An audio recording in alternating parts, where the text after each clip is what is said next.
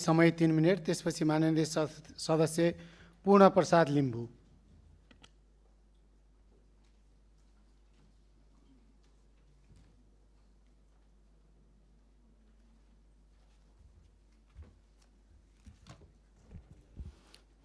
सम्माननीय सभामुख महोदय, लोकतन्त्रको अभ्यासको सुरुवात नै संसदबाट हुन्छ।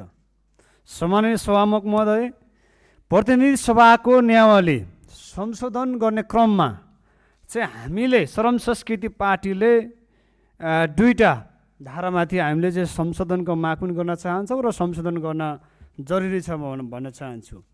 एउटा 259 थप गरी त्यसमा चाहिँ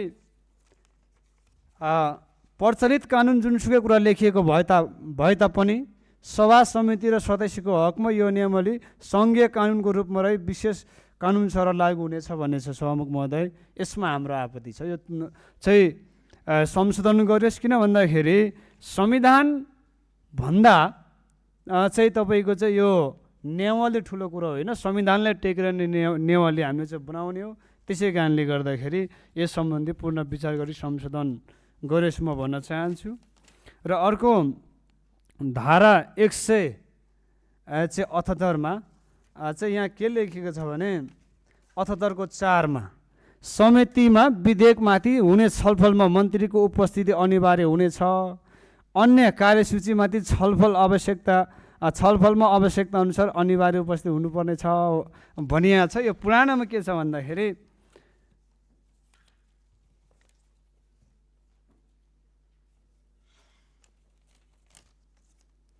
समितिमा विधेयकमाथि हुने छलफलमा मन्त्रीको उपस्थिति अनिवार्य हुनेछ।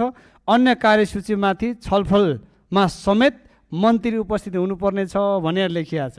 अब यसको मतलब हामीले विगतदेखि नै जस्तै नीति तथा कार्यक्रममा सम्माननीय प्रधानमन्त्रीजी आउनु भएन। त्यस पछाडि आज विशेष परिस्थितिमा चाहिँ यो संसदबाट चाहिँ मन्त्रीहरू उपस्थित नहुने, संसदमा उपस्थित नहुने भने यदि के चाहिँ संसदप्रति मन्त्रीहरू जवाबदेही हुनु छोड्या हो अथवा संसदले हेप्नु सुरु गरे हो।